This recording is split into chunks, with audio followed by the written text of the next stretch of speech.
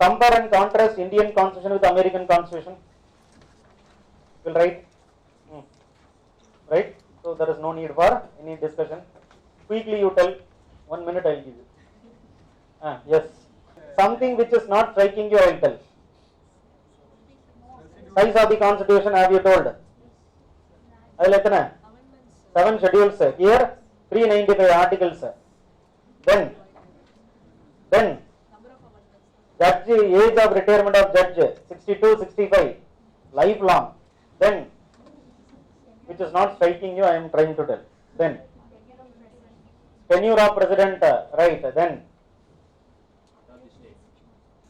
citizen can keep arms.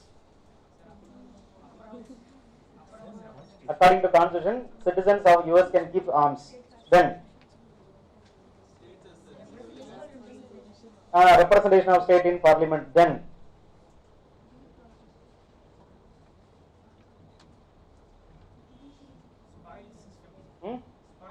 integrated judiciary in India. No integrated, differentiated judiciary. Then, single constitution, two constitution. Yes. Then, single citizenship, two citizenship. Then,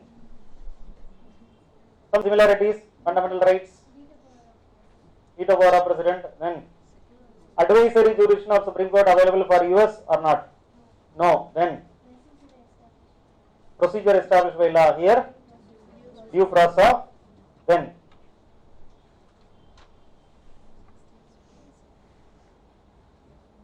similarity, preamble, fundamental right. Then, independence of judiciary.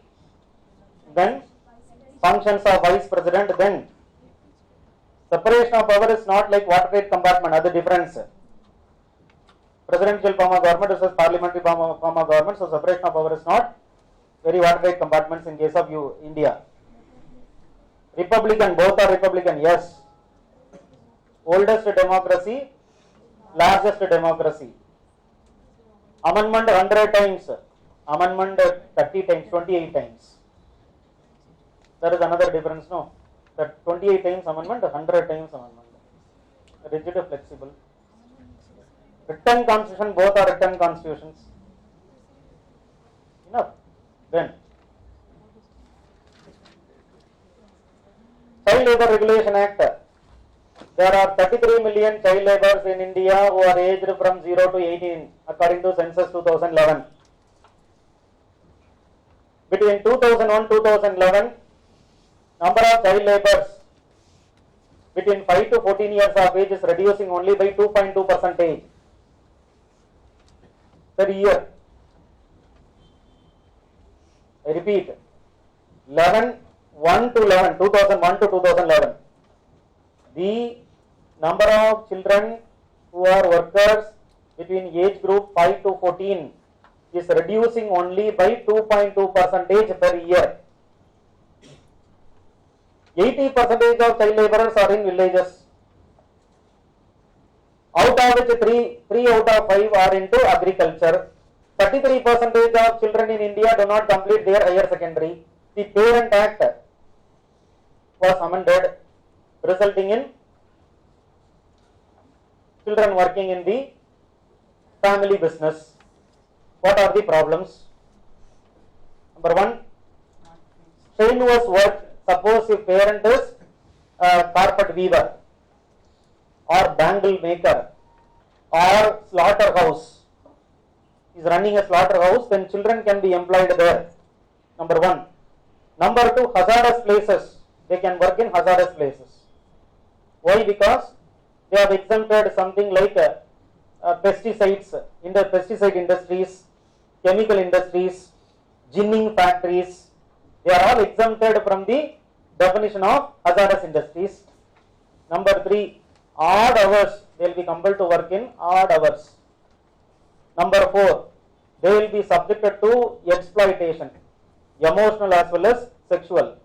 Contractors may be able to misuse because they are not given a proper definition of what is family. A contractor who is a stranger can very well claim that he is my family member. So there is a likelihood of exploitation by the contractors. Right? and most importantly, it will reinforce the relation between caste and occupation. It will reinforce the relation between the caste and occupation. In 1992, when we ratified UN Convention on Child's Rights, we told that we will ban all forms of child labor.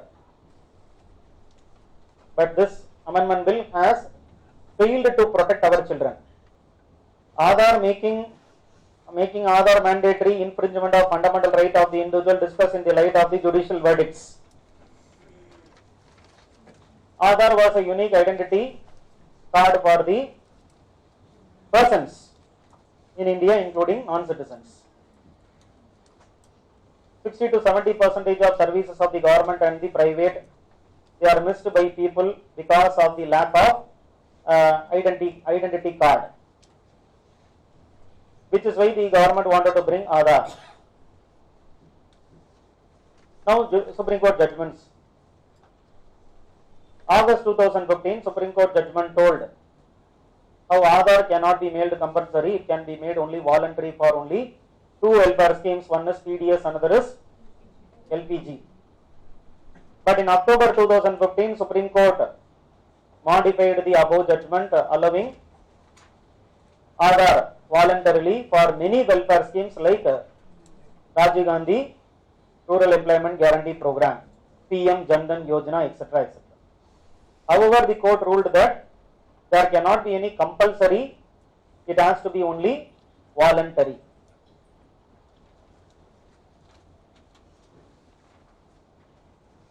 Then in the recent verdict 2017 June, the court validated the power of parliament which inserted 139AA into the income tax 1961, which mandatorily links Aadhaar with PAN card. The Attorney General of India was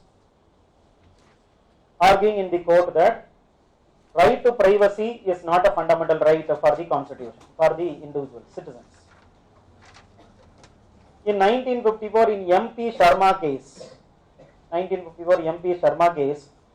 the court held that right to privacy is not a fundamental right. However, in the Menaka Gandhi case, the court held that any reasonable restrictions will have to be subjected to triple test. Any restriction, if it is violating 14, Article 19, and if it is not having a procedure for implementation, such a restriction should be declared unconstitutional. Which means it is a restriction. The making of Aadhaar mandatory to link with PAN card is a restriction. So if it is violating 19, if it is violating 14, if it is violating 19, if it is violating 14, if it is violating the procedures established, because under 21 you have to impose reasonable restriction only through a procedure established by law according to Article 21. So the public interest litigation, those who file the PIL, who says it is violating the order of the Supreme Court, it is violating right to privacy,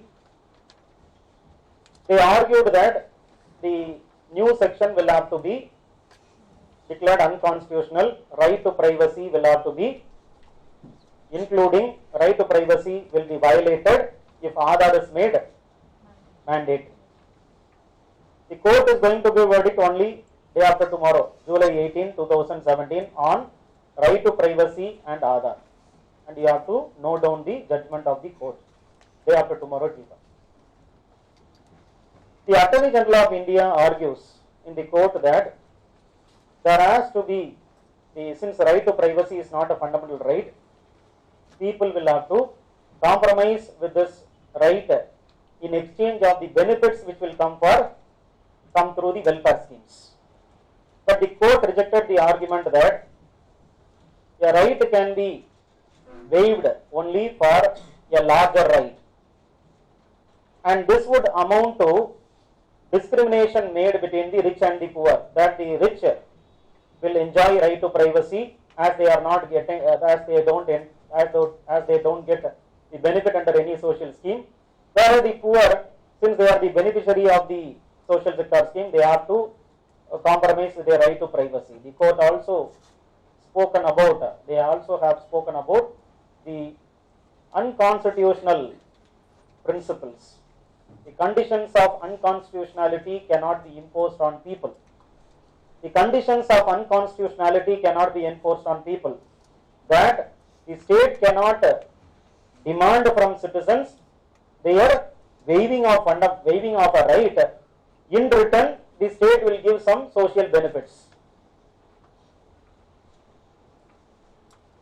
Critics to Aadhaar, they doubt that the database is not secure and it may pose a threat to privacy. That the database can be accessed by an order of the district judge as well as by an order of the joint secretary notified by the central government. Any order of such joint secretary or the district court cannot be challenged by the person whose right to privacy gets violated. Only the Aadhaar authority can challenge such order, and that is up to them. Whether if they are inclined to challenge the order of the court which ordered the disclosure of the details of Aadhaar or not, it is up to them. So the victim is not having any right to appeal. The victim is not given any compensation for any infringement. There is no investigation, and there is no severe punishment for violation of the commitment given by the Aadhaar Act. Even Navi Pillai report on the privacy issue in the digital age indicates how an internal safeguard without any external monitoring system will be inadequate to ensure right to privacy. Aadhaar Act is providing for an internal system. An internal safeguard mechanism is present in the Aadhaar Act. Internal safeguard mechanism is present in the Aadhaar Act. Internal safeguard mechanism means what? They don't ask for any other data related to your income or related to your transaction or related to your religion, age. They ask only 4 types of data: your name, your age, your address for communication with biometric data. So it is having a inbuilt safeguard mechanism. But Navi Pillai report says inbuilt safeguard mechanism without any external regulation, without any external monitoring, will result in inadequate protection for your right to privacy. And Aadhaar Act is not having any external monitoring system. So which is why there is a possibility of violation of right to privacy present if the center is making Aadhaar mandatory. So we have to give importance to right to privacy. Poverty estimation is a problem in case of India. Start from 1979, poverty estimation used a commodity basket constructed in 1973, which was not at all representative, which was used till 1990s. So estimation of poverty is a debate in India because poverty estimation would help you understand 2 important things. Why it is important? Poverty estimation is a point of debate because estimating poverty will help you understand 2 important things. One is you should know whether after globalization poverty is reducing or not. And secondly, you should know whether you should be able to identify the targeted group who will be eligible for any social support mechanism. So for these 2 reasons, estimation of poverty becomes a central question in India. 1979 estimation of poverty was using 1973 data, which was continued till 1990s. So the consumption basket is not representative of the consumption of people in 1990. national sample survey data conducted, national sample survey conducted census in 1992, 1997, 2002 based on the consumption expenditure. Based on the consumption expenditure. Erstwhile Planning Commission stated that in 2004, 36 rupees, 32 rupees per person per day for urban and 26 rupees per person per day in rural would qualify them, consumption expenditure will qualify them above poverty line. Suresh Tendulkar committee, when this becomes an issue, then Suresh Tendulkar committee was appointed, and Tendulkar committee told that we will have to move away from the methods of poverty estimation that Tendulkar wanted. There should be only one poverty line commodity basket. No two poverty line commodity basket, there should be only one poverty line commodity basket, and that is urban poverty line commodity basket, which will be applicable to rural as well. So you have only one commodity basket, don't have two, one for rural, one for urban. Let the commodity basket for the rural, let the commodity basket for the urban be applicable to rural people as well. And he also questioned the calorie intake. Rather, he wanted to use access to services rather than just the calorie intake. Then came Rangarajan committee or expert group on estimation of poverty. So you can look at when the Erstwhile Planning Commission told for 2004 rural poverty was only 28%. This Suresh Tendulkar was finding out that rural poverty is 41.8%. So the method changing, number changing. Now Rangarajan was measuring poverty. He was going back to the two poverty line commodity basket, unlike Suresh Tendulkar. He says there shall be two commodity basket like before, one for rural, one for urban. But however, in the commodity basket you should include one food item which represents nutritional intake which is very necessary. One food item which represents the necessary nutritional support, and another non-food item has to be included. So Rangarajan's estimation of poverty was basically using a different method. In 2015, the government unveiled the socio-economic caste census 2011 data published in 2015, which was using not calorie intake, it was using a different set of criteria called as deprivation criteria. There are seven deprivations, like whether your household is having only one room, whether your household is having no adult member between age group 16 to 59, female households where there is no adult male member between 16 to 59. How many are landless? SC/ST household. Like that, 7 deprivations were measured by socio-economic caste census, and they found that 48%. In fact, if you look at Rangarajan estimation of poverty, he says all India poverty is 29.5%, and urban poverty is 26%, rural poverty is 30%. Total all India poverty is 29.5% for the year 2011. Socio-economic caste census using this deprivation index was calculating poverty, and it found that 8.6 crore people in rural households are poor, who suffer from at least one index deprivation, at least one deprivation they suffer from. 48.5% of rural households, they are suffering from at least one type of deprivation out of 7. 30% of the rural households are suffering from at least 2 deprivations, and all the 7 deprivations faced only by 0.01% of the households.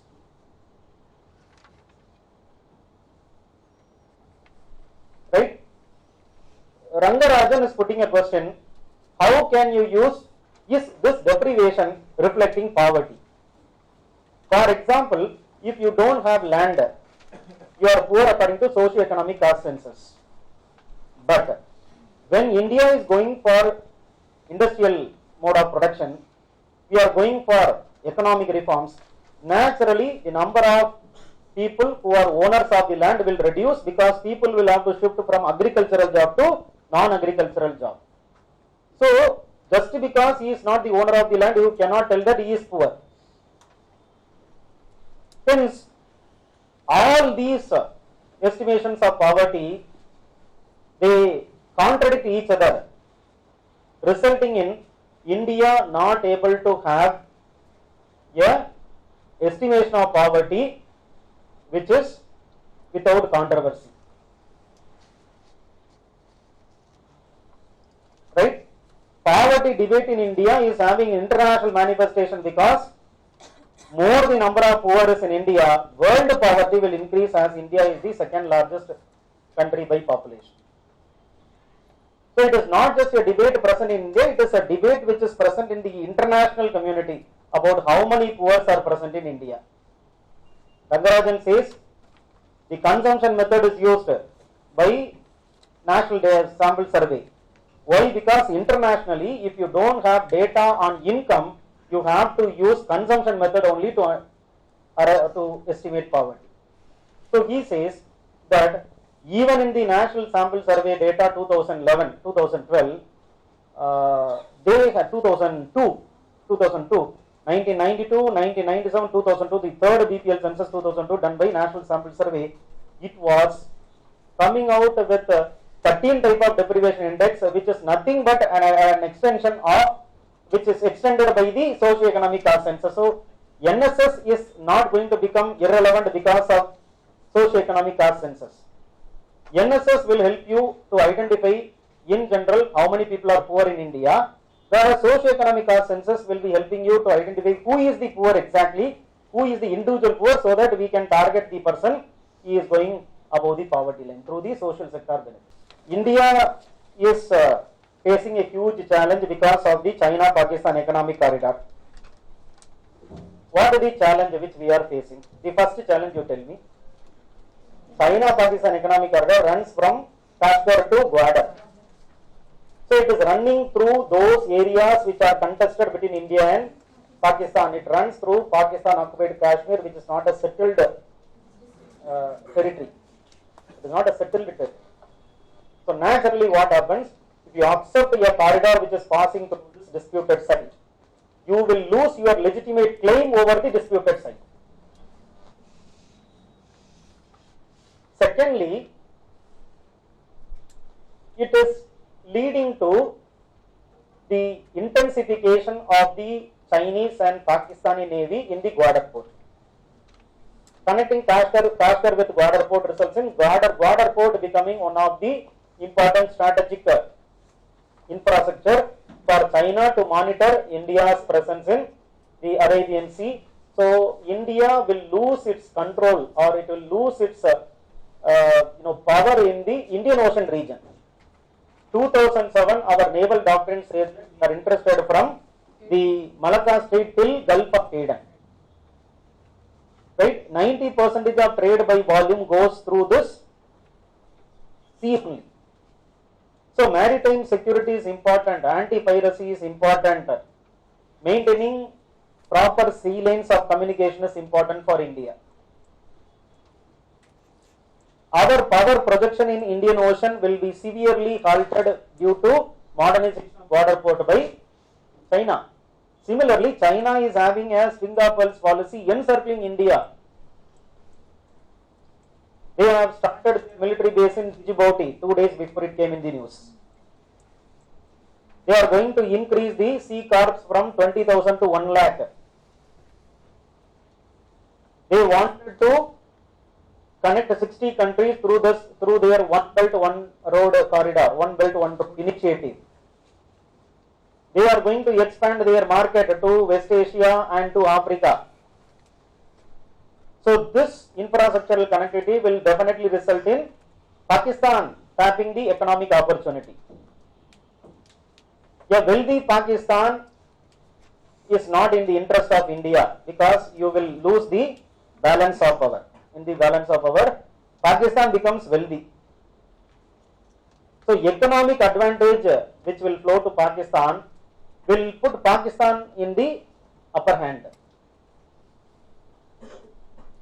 Similarly, energy security is underpinning this China-Pakistan economic corridor for China, because it will become a terminus for all the oil which they are taking from West Asia as well as from Africa.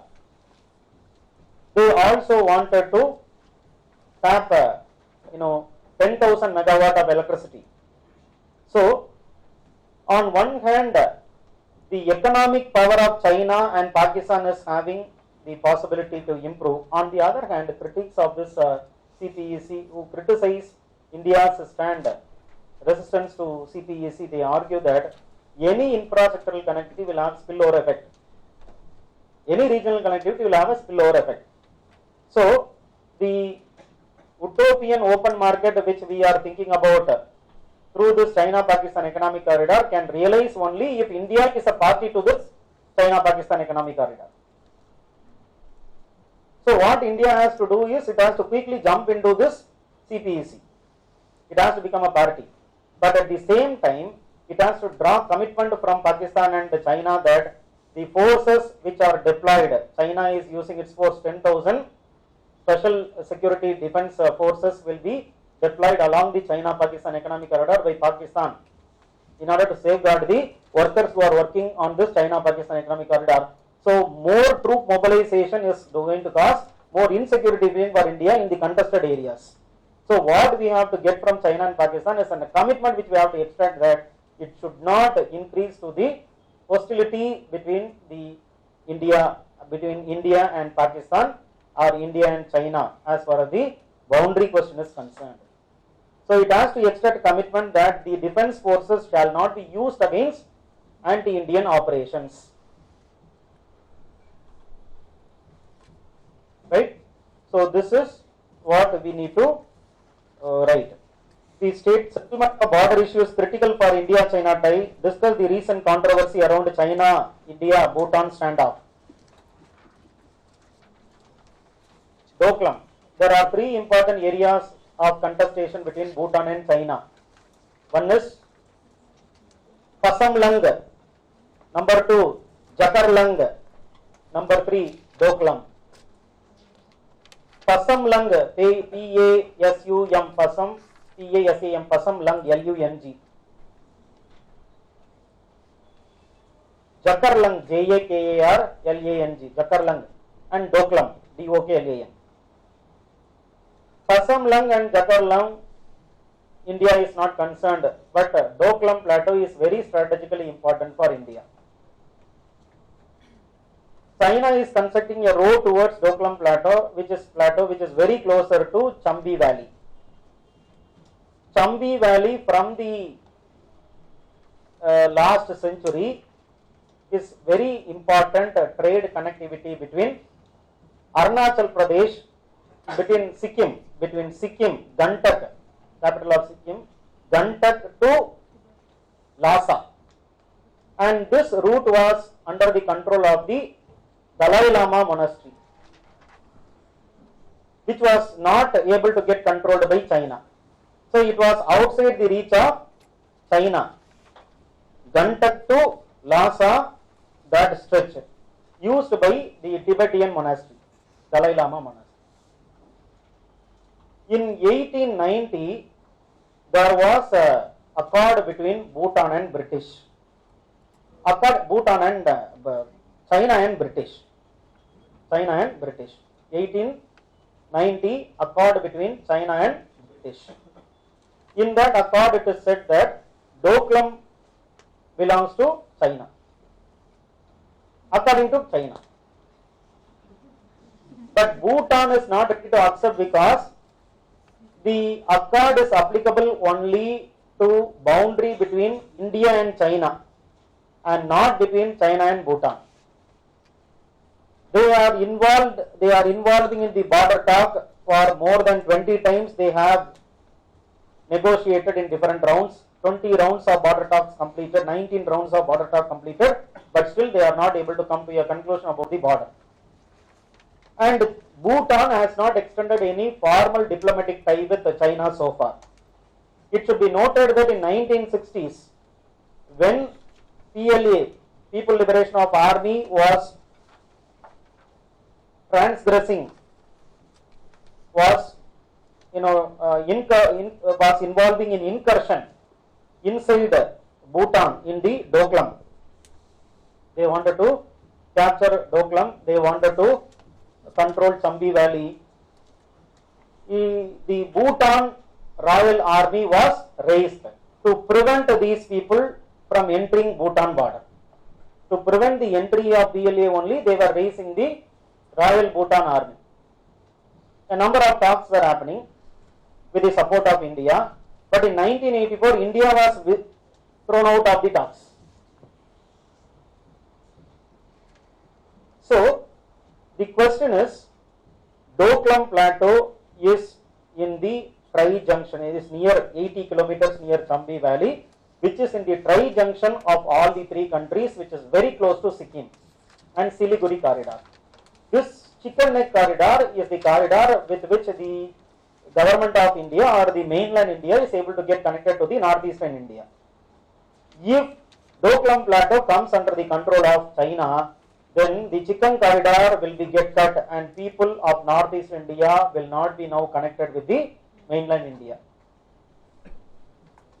So Doklam is strategically important for India.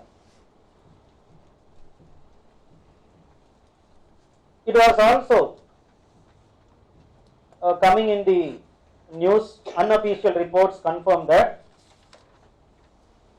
Bhutan is ready to give 269 square kilometer of the contested area to China in return of 469 square kilometer of area in the other two, Gatarlang and Pasamlang.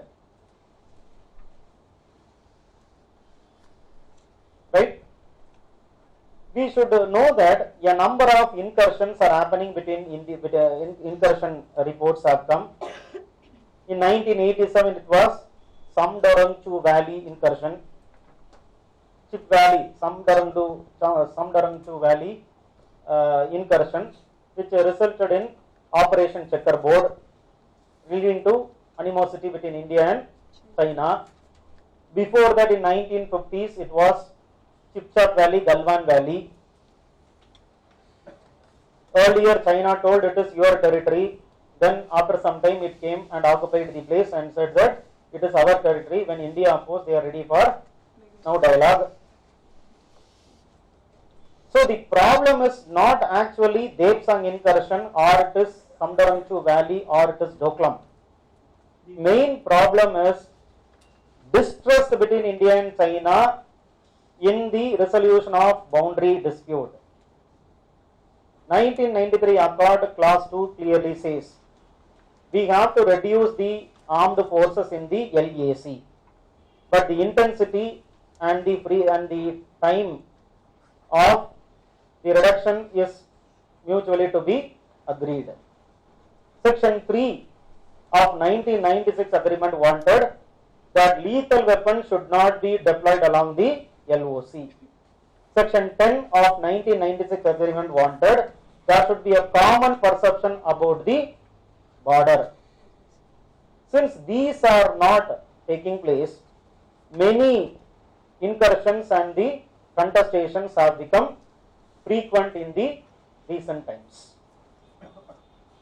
Any unilateral action by any of the powers to resolve the tri-junction disputed site will only result in more volatility in the already fragile geopolitics of Asia.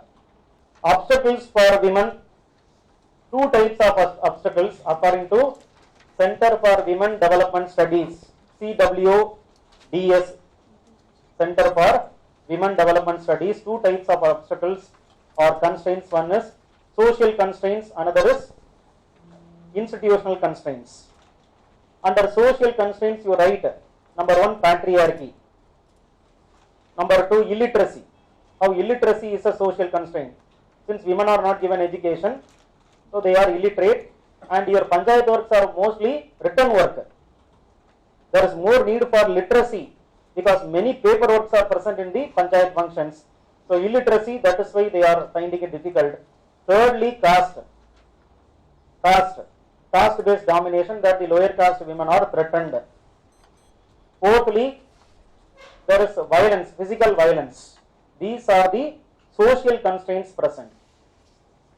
Institutional constraints, number 1 is two-child norm in some states like Rajasthan.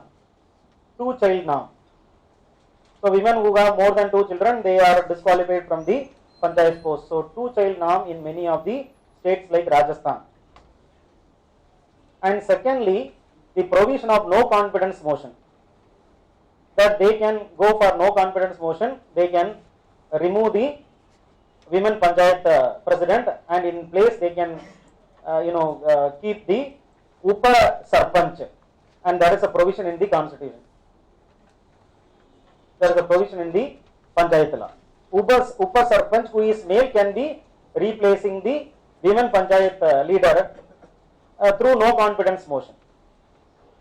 So if you expect panchayat raj to operate without the influence of the society, then it will be a gross misunderstanding. It will be a dream only. What is needed is, number 1, leadership training will have to be given. Number 2, legal literacy will have to be given. Number 3, gender justice. So these are the steps which has to be taken. Legal literacy and leadership training, and number 3, gender justice, a larger gender justice. So gender justice will have to be provided. Only then the obstacles may go. Discussion on health policy. Write about the targets. Very, very laudable targets. Ennalam target? 1 minute you have to tell. 2.5% of GDP. 2000. What is the budget allocation? 28%, 27% increase in the budget allocation or not? Compared to 2016-2017 budget. 37,000 crore, 47,000 crore. So 27% of budget allocation. Then life expectancy 7.5 to 70 the year 2025. IMR reducing to 28 by 2018. Then Kala-Azar, all these diseases, Filaria, Kala-Azar, all these will have to be eliminated by 2017, 2018. Then 2 per 1,000 beds. Then non-communicable diseases. Then Dali index. Then preventive care. Then well-being clinics. Then